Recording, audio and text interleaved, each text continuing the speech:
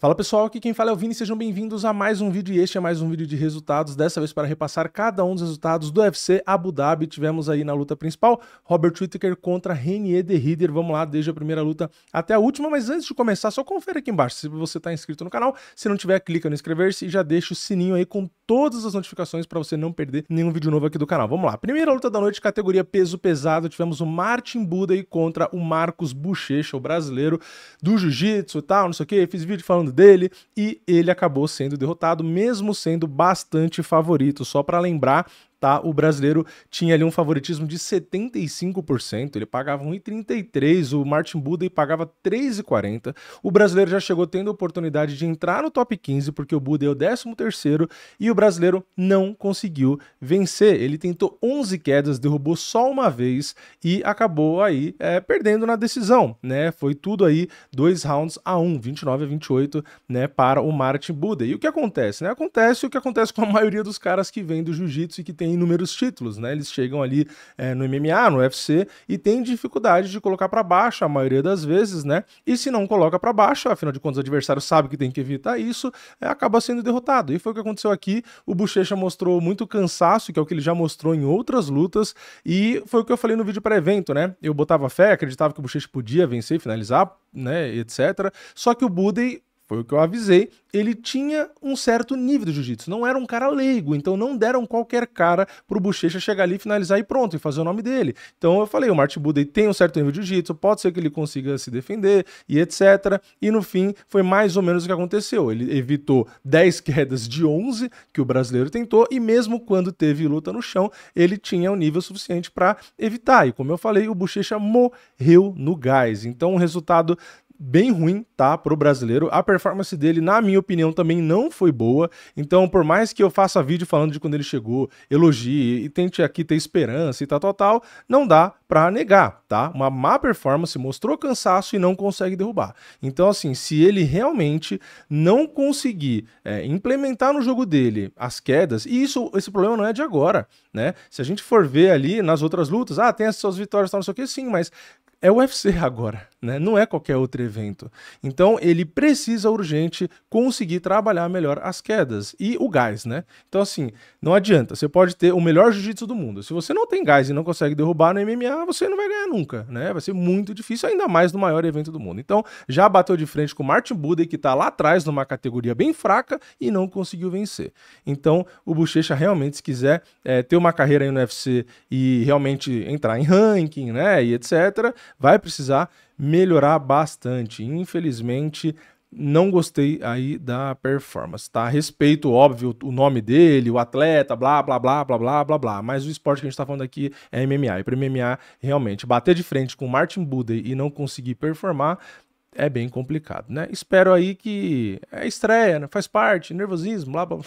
Espero que ele consiga performar. Mas, sinceramente, uma performance que me decepcionou muito, né? Enfim, próxima luta, peso pena, Steven Nguyen contra Mohamed Yahya. Aqui tivemos o Steven Nguyen vencendo por nocaute ali no intervalo, né, do segundo para o terceiro round, porque foi uma paralisação médica e ele deu 6 knockdowns no total da luta, sendo 5 só no primeiro round. Eu falei assim, uma surra, tá? Aqui, se na primeira luta a gente teve uma zebra, né? Aqui foi um dos poucos favoritos que venceu, que foi o Steven Nguyen. Cara, essa luta foi muito legal. Enquanto eu gravo, acabou de terminar o evento, não tem os bônus e tal. Se chegar o bônus durante a edição, eu mostro na tela como eu sempre faço, mas foi uma luta muito boa, porque o Mohamed Yahya, apesar de ter se machucado muito, o olho dele fechou e por isso que a luta parou, esse cara aguenta muita porrada, tá? O último cara, sinceramente, que eu tenho lembrança de ser tão difícil de nocautear é aquele Justin Gaethje do passado. Na verdade, quem assistiu meus vídeos jogando UFC vai lembrar, né, que o Justin Gaethje tomava 10 knockdowns em luta e não era nocauteado. O Yahya me lembrou o Justin Gaethje do videogame, tá? Um cara que não é nocauteado, você derruba, o cara volta. Então é inacreditável, 6 knockdowns e o cara só ser parado por conta do médico, tá? Então realmente o Mohamed Yahya é ruinzinho, mas o maluco tem realmente um queixo e uma coragem que é absurda, né? A gente já viu muito lutador se entregando por muito menos. Então ele ainda inclusive conseguia acertar bons golpes, tá? Parecia até que às vezes podia um milagre acontecer ali. Então gostei demais da luta. O Mohamed Yahya, como eu falei, não é bom, porém entrega ali muito entretenimento. E se tem uma coisa que ele é bom, é realmente em suportar punição. Então os dois estão de parabéns, luta muito legal. Depois a gente vai pro meio pesado, Billy Elecana Azarão venceu o Ibo Aslan, foi a chuva de azarão. Só pra vocês terem ideia, tá? Já vou até adiantar aqui, de 12 lutas, 8 azarões venceram. Tá? Então assim, eu acho que eu nunca vi tanto azarão num card, eu acho que é recorde, não tenho certeza, mas eu acho que é até recorde, tá? Da quantidade de azarão. Então o Billy Elecana, que era azarão, venceu na decisão unânime, luta extremamente decepcionante, tá? Essa e a luta do Marcos Buchecha estão competindo em qual foi a maior decepção do card, pro meu gosto, pra minha opinião, tá? O Ibo Aslan é um cara que tem muito nocaute, é extremamente agressivo, só que ele esqueceu que ele é bom, que ele é agressivo, que ele tem punch, ficou, acho que com medo, porque o Billy Elecana é muito posturado, é muito rápido também é perigoso na trocação, e ficou um com medo do outro. Parece que foi isso, né? Foi uma luta de muito estudo, pouquíssimos golpes conectados no total, a galera vaiou demais, então foi uma luta ruim, e o Billy Elecana venceu, e na minha opinião até mereceu vencer, e o Ibo Aslan fez aquela cara de surpresa quando o resultado foi anunciado, né? Então é aquela luta que os caras não lutam, né? Ficam ali só enrolando, e quando vai pra decisão faz cara de interrogação, porque eu achei que eu ia ganhar, tipo, porra, pelo amor de Deus, tá todo mundo vaiando, tá uma luta sem nada acontecer, e você faz cara de surpresa quando perde, tipo, assim, é merecido, independente de quem perdesse nessa luta, né, o cara não pode reclamar, porque foi uma luta de nada, então não gostei dessa luta. Então até agora 3 lutas, 2 eu não gostei, né? Mas vai melhorar. Depois na próxima, peso palha, Tabata Hit contra Amanda Ribas. Aqui mais uma azarona. É chuva de azarão, chuva de zebra. A Tabata venceu por nocaute no segundo round com 2 minutos e 59. Cara, aqui eu realmente me surpreendi primeiro com a vitória e mais ainda com a forma como foi, que foi um nocaute ali na grade com a cotovelada. Claro, na grade e o cotovelo é algo que a Amanda já tomou em outra luta e acabou perdendo por esse motivo. Então dá pra entender, né? O corner até falou pra Tabata, né? Já que você tá colocando ela na grade, aproveita e dá o cotovelo. E foi exatamente isso. Então excelente instrução, excelente leitura e excelente execução da Tabata de ouvir e realmente conseguir reproduzir. Então, de parabéns. Mas eu realmente concordava com as bolsas, achava que a Amanda seria superior ali na trocação, como até foi em certo momento, mas eu achei que se a luta acabasse grudando, a Amanda ia conseguir derrubar. Beleza, derrubou uma vez, mas depois não conseguiu mais. Não conseguiu sair da grade, e eu achava ali que no jiu-jitsu, trocando posição, a Amanda também seria superior. Então, por a Amanda, na minha visão, ter uma melhor trocação e um melhor jiu-jitsu, e talvez até no meio do caminho um melhor judô, eu achava que ela venceria. Porém, a Tabata foi muito eficiente, porque ela não lutou a trocação, ela não lutou no chão, e ela não ficou ali tentando só trocar queda, ou seja, ela evitou as 3 áreas que, na minha opinião, a Amanda seria superior. Ela foi pra luta de grade, e na luta de grade ela é superior, porque ela é mais forte, e deu pra ver como ela dominou completamente a Amanda ali. Ou seja, de todas as dificuldades que tinha na luta, na minha opinião, a Tabata e a equipe dela achou exatamente o ponto que ela conseguia ser superior à Amanda, que é o jogo de grade. Ela é mais baixa, centro de gravidade mais baixo, apesar do risco das quedas, ela conseguia, na força, prender a Amanda ali. Então a Amanda ficou presa, não conseguia sair, querendo ou não é controle, é uma luta chata, mas é controle, e ela ainda aproveitou esse jogo de grade para dar a cotovelada, que pegou no olho, e a Amanda sentiu demais. Então, sinceramente, a Tabata aí merece parabéns, porque, de novo, eu não quero tirar mérito, e não é uma crítica sendo que ela venceu, mas pra mim é um fato. Eu acho a Amanda melhor na trocação, melhor no jiu-jitsu, e mesmo ali o judô também acho superior. Porém, de novo, a Tabata merece parabéns por achar a brecha exata, ela foi no ponto certo ali de fazer esse jogo de trator e de grade. Então, parabéns demais aí pra Tabata, que foi realmente perfeita aí, né? Uma performance excepcional, tá? De parabéns. Gostei bastante, apesar de torcer muito e gostar muito da Amanda, não tem como não reconhecer, tá? A performance da Tabata foi sensacional, me surpreendeu demais. E na próxima luta, peso galo, Dave Grant contra Damon Blackshear, mais um azarão, e esse azarão era dos grandes, tá? O Blackshear é um cara muito bom, porém ele é um cara que é quase um cara só de primeiro round, né? O primeiro round dele é muito forte, mas depois ele cai muito de performance. O Dave Grant pagava 3,40, era 75 mais ou menos por cento ali de favorito. O Blackshear foi muito bem no primeiro round, mas depois desandou, né? O Dave Grant, mesmo sendo mais velho, olha que ironia, né? Ele consegue performar por mais tempo. Então, o primeiro round ele tomou um sufoco ali, né? O Blackshear controlou por quase 4 minutos, tinha conseguido ali a queda e tal. Enfim, ficou no grappling, o Dave Grant fez o suficiente para se defender. E aí voltou ao segundo round, conectou muito mais golpes. Foi pro terceiro, conectou muito mais golpes de novo. E aí o Blackshear não conseguiu fazer muita coisa. Então, vitória merecidíssima do Dave Grant, que apesar de bem mais velho ali, o cara bate muito forte, conseguiu manter a calma no primeiro round, se defender e mereceu demais aí a vitória. Então, é isso, né? Quem vai enfrentar o Damon Blackshear só precisa tomar cuidado ali o primeiro round. Depois, se você passa da tempestade, é um cara que decai muito de performance. Depois, no meio médio, tivemos o Muslin Salikov contra o Carlos Leal. O Muslin Salikov paga mais de R$4. Era um extremo azarão, era 1,80-20 ali. E o Salikov, mais uma vez, surpreendeu, né? O cara nocauteou com apenas 42 segundos. Aqui eu aproveitei esse azarão, botei nocaute no primeiro round, enfim. E por quê, né? Bola de cristal? Não, porque é um cara que ele sempre oferece esse risco. Por mais que ele seja azarão, sempre existe essa possibilidade, né? E a cotação estava muito alta. E o Carlos Leal é um cara que busca muito a luta e, na minha opinião, ele errou aqui, tá? Por mais que, mas é o estilo dele, ser agressivo, andar pra frente. Se dá certo, todo mundo elogia. Não, mas é óbvio. Né? É óbvio, dá certo elogia porque é o estilo do cara. Porém, você pode andar pra frente e ser agressivo, mas fazer isso de uma maneira onde você tá ciente do risco. Tá? O que aconteceu aqui? O Carlos Leal, ele aplicou um direto meio que sem distância, né? Primeiro que ele ficou cercando, indo pra cima ali e tal, mas ok, você pode até fazer isso, mas jogar golpe carregado, como ele jogou direto, extremamente carregado, com muita vontade, sem distância, você abre uma janela muito grande para contragolpe. E se você tá fazendo isso contra um cara que é muito habilidoso na trocação, o Salikov é extremamente habilidoso na trocação, é a melhor qualidade dele, pode custar caro. E foi o que aconteceu, né? O Carlos Leal tava de canhoto, ele jogou um direto ali com toda a vontade que ele tinha, o Salikov tirou a cabeça e depois que ele tirou a cabeça, ele volta pro outro lado jogando overhand e pega em cheio no Carlos Leal, que cai praticamente apagado. Então é isso, né? O Carlos Leal sofreu o primeiro nocaute da carreira, acredito eu que vai aprender com isso, né? É um cara inteligente, vai reassistir, vai prestar atenção e, enfim, e vai corrigir o erro, mas realmente o destaque tem que ser para o Salikov.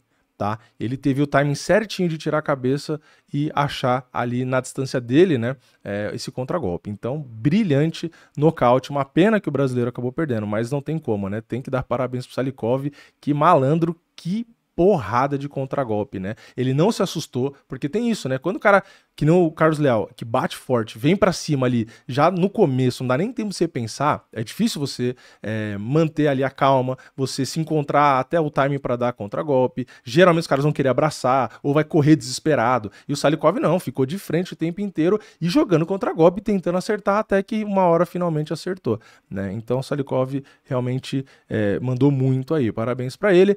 Depois no peso galo, Bryce Mitchell contra Said Nurmagomedov. Bryce Mitchell estreou aí na categoria com vitória, né? Um dos outros poucos favoritos que venceu nesse card. Se a gente for pegar ali do card preliminar, foi o segundo favorito que conseguiu vencer. Passou uns apertos ali, mas conseguiu no final das contas vencer na decisão e fez o jogo que a gente esperava. O jogo que eu falei no vídeo pré-evento, quase 10 minutos de controle no total, sendo que a luta só tem 3 rounds, né? Então ele conseguiu fazer o jogo que a gente esperava, né? Derruba e controla, tal, chegou a tomar um knockdown ali no primeiro round, mas no geral fez o necessário. O Said é muito bom na trocação, muito bom no grappling, só que ele dá uma arrefecida no gás, e aí a gente sabe que o Bryce Mitchell tá mais acostumado a fazer esse jogo. Então foi um resultado bem esperado, né? Bryce Mitchell decisão, era o meu palpite e sinceramente eu não acho que era um palpite tão difícil, apesar de na hora da luta eu até achar que o Said podia vencer, tá? Eu achei até que o Bryce Mitchell ia vencer mais fácil, mas acabou vencendo de qualquer jeito. E na entrevista até o Bryce Mitchell falou,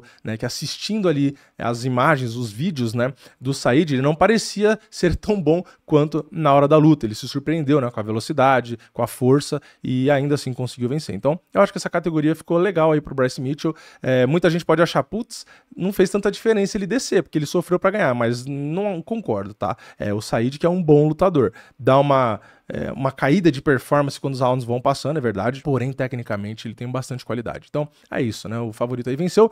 Depois, meio pesado, Bogdan Guskov venceu o Nikita Krylov, mais um azarão vencendo, mas, sinceramente, esse era um azarão bem previsível, tá? Aqui eu também foi um palpite que lá na stake eu escolhi, né? E coloquei nocaute e tal, porque, cara, o Nikita Krylov, ele é muito bom, porém, ele não tem tanta constância, e o Guskov vem nocauteando todo mundo, então é aquela questão mais de fase, né? Por mais que você pegue o Krylov, mais experiente e tal, não sei o quê, o Guskov tá num timing, tá num ritmo melhor, né? E ele bate extremamente forte, cara, é bizarro o poder que esse cara tem, né? E o Krylov acabou tomando o golpe, acabou caindo, e aí o Guskov só aproveitou para continuar golpeando, então nocauteou aí com 4 minutos e 18. Então é uma luta legal, né? Os dois nem se estudaram tanto, né? Porque, assim, se a gente for pegar a luta do Ibo Aslan, que é a mesma categoria, eles ficaram bastante com medo um do outro. E aqui, a gente tinha os dois oferecendo risco, né? Tanto na trocação quanto até na luta agarrada. Mas eles não ficaram se medindo tanto, não, né? Eles já saíram trabalhando mais, colocando mais volume ali. Eu gostei aí da luta dos dois, né? Durou só um round, mas gostei, né? Não ficaram muito na frescura, não. Foram trocar porrada e é isso aí, né? E o Guskov tá de parabéns. É um cara chato, tá? É um cara que vem para dar trabalho aí. Depois no peso mosca, Asu Almabayev, que era meu palpite, fiquei muito na dúvida nessa luta, mas acabei dando palpite para ele, venceu o Ochoa na decisão unânime. Mais um azarão que venceu, porém era uma luta muito apertada, era azarão, mas por detalhe ali, né? E o Almabayev fez o que eu achava que ele ia fazer, né? Infelizmente, ele conseguiu fazer o jogo chato, 9 minutos e meio de controle, 7 quedas de 16 que ele tentou. O Ochoa teve bons momentos, teve alguns golpes conectados, mas no geral é o que eu falei, né? Tem um cara que vai fazer antijogo e um cara da trocação. E aí que eu falei na hora do palpite, né? Eu falei, putz, geralmente, estatisticamente, quem vence mais nesses confrontos é o cara que faz o antijogo, né? Então, às vezes a gente tem o cara da trocação ganhando, um nocaute legal e tal, mas geralmente quando acontece isso, o cara mais do jogo chato acaba ganhando. E foi o que aconteceu, né? O Almabayev venceu aí na decisão unânime. Enfim, o Ochoa teve oportunidades, né? Mas é muito difícil. É muito cansativo, né? Depois que você gasta ali muito gás na isometria, o braço pesa, fica muito difícil, ainda mais peso mosca, né? Conseguir nocautear depois disso. Inclusive, o Almabayev, justamente por oferecer muito risco na luta agarrada, mesmo na trocação, achou bons golpes também, né? Porque aí você fica preocupado com a queda e tal, com o jogo de grade, e acaba se descuidando na defesa e tomando golpe também. Enfim, luta legal, mas é aquilo, né? Luta legal para quem entende um pouco mais que o grappling faz parte do jogo, né? Se você realmente não gosta da luta mais truncada, deve ter sido uma luta bem ruim para você. Depois, no peso médio, Sharamagomedov enfrentou o Marc-André Barriault, mais um favorito que venceu, mas venceu na adesão unânime, tá? Não nocauteou. O Marc-André Barriault pagava mais de 5, era um dos maiores azarões do card, acho que até o maior azarão, talvez, e deu muito trabalho, tá? Acertou uma mãozada no nariz do Sharamagomedov, que entortou na hora o nariz dele ali. O Marc-André Barriault fez o jogo que é o que eu falei no vídeo pré-evento também, que ele tinha que fazer, porque não tinha muita condição de trocar, então ele tinha que ficar abafando e tal, fazendo força na grade. Ele chegou a fazer isso, enfim, é um cara forte, o Sharamagomedov teve que se esforçar bastante ali, gastar bastante energia, mas o volume do Shara é muito grande, né? Ele realmente consegue andar bastante, bater e vai para um lado para o outro, é um cara bem habilidoso e conseguiu realmente levar a melhor. Gostei da luta, né? O Marc-André Barriault entregou muito mais até do que eu esperava, apesar de fazer esse jogo, a gente sabia que ainda assim seria difícil, né? Mesmo fazendo antijogo seria difícil, porém ele entregou entretenimento. Era uma luta que, se a gente olhasse nas bolsas, pareceria que seria um atropelo, e não foi, né? Ele tirou sangue do Shara, entortou o nariz dele e tentou o máximo que ele conseguia. Falando a real aqui, né? O Marc-André Barriault entregou muito mais do que eu achava que ele entregaria, né? Eu achava até que ele ia chegar logo no primeiro round e ia cair duro ali, né? Mas não, foi bastante guerreiro, então legal. Depois peso galo, penúltima luta, Piotr Yan contra Marcos Megui, e o Piotr Yan venceu na decisão unânime, mas foi mais uma luta, beleza, que o favorito venceu, mas que o azarão deu muito mais trabalho do que a cotação mostrava ali, tá? Inclusive, para todos os juízes, o Marcos Megui venceu um round, ele é um cara forte, foi muito bem realmente no primeiro round, mas a gente sabe que o Piotr Yan não é um cara que começa bem ali, tá? Ele demora um pouco para entrar no clima da luta. Então, realmente começou mais ou menos, mas depois, quando se encontrou, aí mostrou a diferença técnica, né? O Megui deu bastante trabalho. Se a gente for ver, é um cara, que tá há pouco tempo aí, a galera nem conhece, e ainda assim ir para a decisão com o Piotr Yan e ganhando um round já é bastante significativo. Mas é aquilo que eu falei também no vídeo pré-evento. Se fosse uma luta de 5 rounds, o Piotr Yan ia dominar cada vez mais. Então, Às vezes o Magui até poderia ir para a decisão, ainda assim, mas seria uma luta mais discrepante ainda. Então, é isso, né? Aqui, sem surpresa, já era bem esperado. E na luta principal, peso médio, Reinier de Ridder venceu o Robert Whittaker na decisão dividida. E aqui foi mais um azarão vencendo, né? Então fechou o card com vitória de azarão. O de Ridder fez uma luta bem esperada também, né? Mais de 9 minutos de controle, derrubando quando possível, apesar de a grande maioria das quedas ele não conseguiu derrubar. O Whittaker teve knockdown, parecia que ia acabar com a luta, mas o de Ridder mostrou que ele tem queixo. Então foi uma luta assim parelha, tá? Sinceramente, eu até olhei aqui no MMA Decisions, a galera ficou dividida, né? Muita gente marcou realmente pro de Ridder 3-2, mas teve gente que marcou aí para o Whittaker. E assim, se a gente for olhar round a round, realmente é uma luta difícil. Por quê? O primeiro round foi claro para o Whittaker, o segundo foi claro para o Reinier de Ridder, aí o terceiro foi claro para o Whittaker, o quarto foi claro para o Reinier de Ridder, ou seja, dá para enxergar 2-2 assim, de forma fácil até chegar ao quinto round. Então o quinto round seria o round definitivo. Só que aí foi um round bem discutível, tá? A maioria do MMA Decisions aqui marcou, né, para o Reinier de Ridder, que eu até concordo, mas, cara, dá para enxergar pro Whittaker. Então é uma luta que, sinceramente, não tem como falar que foi garfo nem para um lado nem para o outro. Eu acho que realmente foi uma luta bem disputada e eu gostei, tá? Eu gostei da luta. O Whittaker continua um excelente lutador, mas não é mais o cara que ele foi, né? Não tá no auge. E isso dá pra perceber, não é mais o auge dele. E o de Ridder vem com um jogo bem estranho, né? Porque ele é perigoso até na trocação, apesar de ser ruim, ele tem joelhadas boas, principalmente quando ele tá avançando. Ele joga umas mãos fortes também, meio desengonçado, e quando ele gruda ele é eficiente, né? Ele é muito forte, ele é perigoso o tempo inteiro, consegue controlar no chão, consegue bater ele no Golden Pound, busca a finalização. Então é chato, tá? É um cara estranho, mas é bem eficiente. Então é um cara que agora, né, vencendo o Whittaker ainda, vai ficar bem em evidência no topo. Então, assim, se a galera já ficava incomodada com o Duplessis ganhando, agora chegou o Reinier de Ridder, tá? Que é um cara bem estranho também, só que os resultados não negam, né? O cara tem qualidade. Então, é isso. No geral, gostei do card. Tá, gostei do card. As últimas lutas, né, as últimas 4 foram todas decisões, mas ainda assim eu achei que foi um card legal. Tivemos ali um nocaute ou outro, né? Finalização realmente a gente não teve, né? Foi um card aí sem finalização, mas ainda assim eu acho que vale uma nota. Acho que vale um 7,5 para esse card. Acho que 8 talvez eu esteja exagerando um pouco, mas acho que 7 ainda não, também não é muito. Sei lá, acho que 7,5 para mim fica de bom tamanho. Gostei do card, muitas surpresas, né? O que deixa o card bem legal. E a galera se entregando bastante aí. Enfim, gostei, né? No geral, gostei do card. Mas eu quero saber a sua opinião. Comenta aqui embaixo se você gostou do card, não gostou, se achava que ia ter tanta zebra assim, né? Uma chuva de zebra. Enfim, comenta aqui embaixo. Deixa o like no vídeo se você gostou, se inscreve no canal, ativa o sininho e eu vejo vocês na próxima. É nóis, valeu, falou!